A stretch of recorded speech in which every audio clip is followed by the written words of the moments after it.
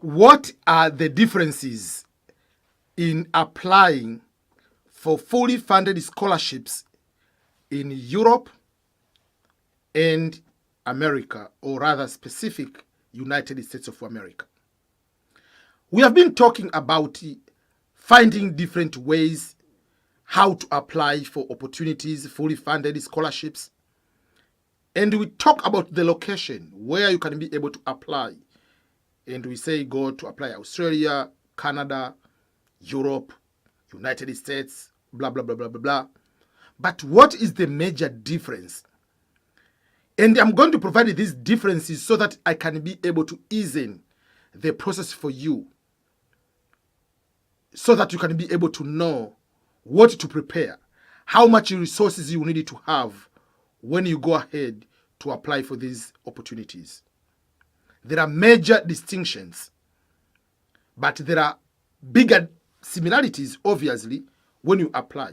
Because whenever you apply to any scholarships, there are key issues you have to address or you must have when you apply to any scholarships. But there are major differences between Europe and the United States. So these are some of those differences. Number one,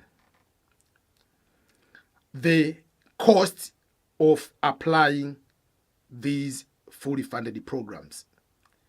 In Europe, 99.9%, there is no application fee.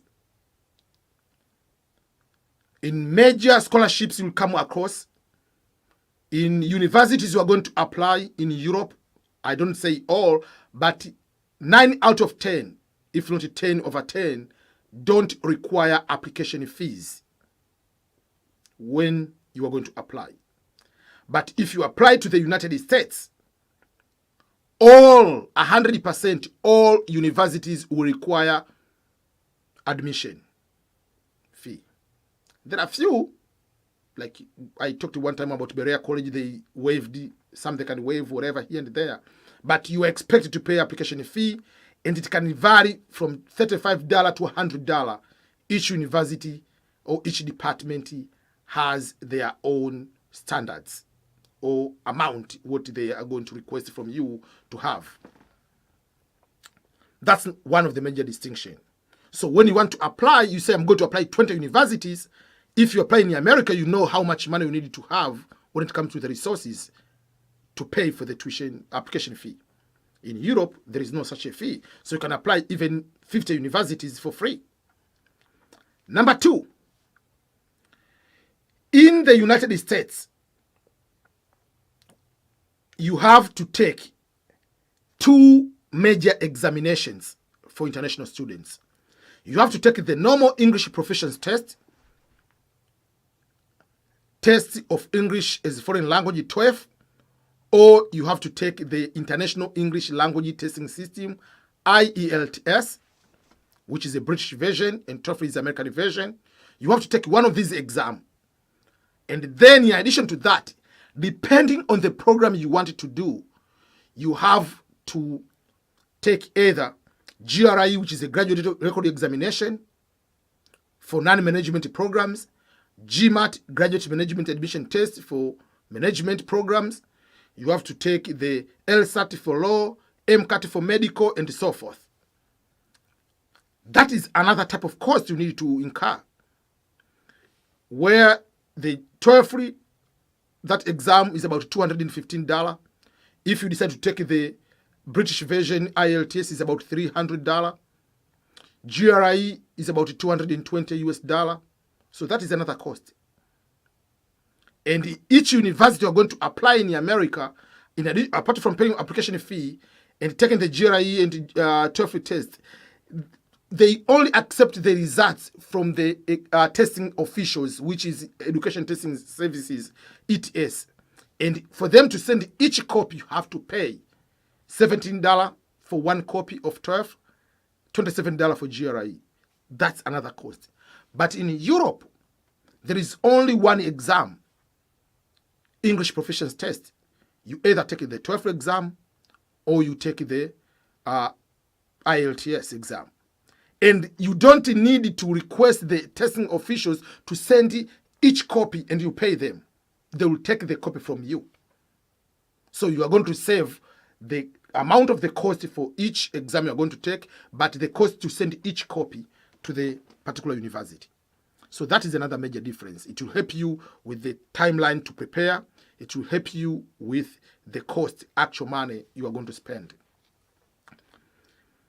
The other major difference between Europe and the United States, this will be applicable only for the doctorate, PhD. Those who are applying for doctorate in the Europe, usually Europe, you study PhD or doctorate through what you call by thesis. 99% people study by thesis. That means from day one, it's you and your supervisor. You don't go to the normal classes, get the normal instructions like a bachelor's degree or master's by coursework. So when you apply for those universities, you need to have a PhD proposal. When you apply for a supervisor. You have a proposal. You have your recommendation letters. You are going to the university which has scholarship. You apply, but you need to have a supervisor first. But in the United States, all PhDs are done by coursework and dissertation. So you go at least 2 to 3 years in classroom instructions, and then you're going to do the dissertation part. So for that particular case, PhD in the US takes longer, but the application process, most of them, very few, most of them you apply direct to the university. Very few, the professor can have a special research and say, I want someone, so you can apply to that particular professor. But majority you apply direct to the university is a normal processing, and once you get admission in that particular way. That is another difference. Another difference is, in Europe are very, very strict with the grades. That if you don't have this amount of grades, you might be eliminated right away. But the United States, despite following like being strict about the GPA, but they usually look further. They give you the benefit of doubt. Maybe you didn't get this good grades, but you have this type of experience, which is much better. We need it from here. So for instance, I have first class, and I apply to study masters in maybe human rights and democratization, whatever it is. And then there is another person with a pass, but that person has been a member of parliament of your country for 15 years, is applying for the same program.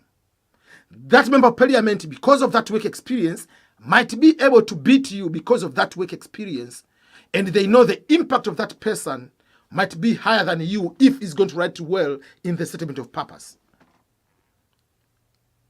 I don't want to say that US just ignore the GPA. No, there are so many other factors. Here we believe in other people than in some other countries. They might be strict only first of all the GPA. Yes, they look about your statement of purpose. Yes, they're going to look about that one. But here, you might just be not having certain requirements or meeting certain requirements, but a certain type of experience might be valued higher. That's why you can find someone like Alex Ferguson, because of his experience as a famous coach for Manchester United, was given classes to teach here in the United States at the prestigious Ivy League universities. So those are the things you need to consider sometimes when you look on these type of differences. So when you prepare, in the United States, another difference, the fourth difference, they are strict. They want the transcript to be sent by your university. They say we need official transcript. By official transcript in the United States, they mean the transcript must be with the actual stamp, not the photocopy. Then it must be in the sealed envelope of the university. That's what they mean. In Europe, when you do application, they okay to take the scanned documents, everything online, not to give, they don't need the actual official to mean that it must be in the sealed envelope. So there is that difference. There are some people in certain universities in Africa or in Asia, the university don't provide extra certificates or extra, to be exact, transcripts. So that make a problem for those people to get admission for the strict universities in the US, where they say we only give you once we see the official transcript. So with those kind of differences, I believe it will be able to give you the starting point to see the major differences and how you can go ahead to look into the timeline, to look into where should I apply. But I usually advise people, apply as many universities in Europe than in the United States. Why? Because Europe is free of charge. You can apply even 50 universities. But if you say you apply 20, 50 universities in America, you have to know how much money will that cost you to prepare those applications and to get them. So thank you so much. I appreciate for your continued support, but don't forget to subscribe. Don't forget to share.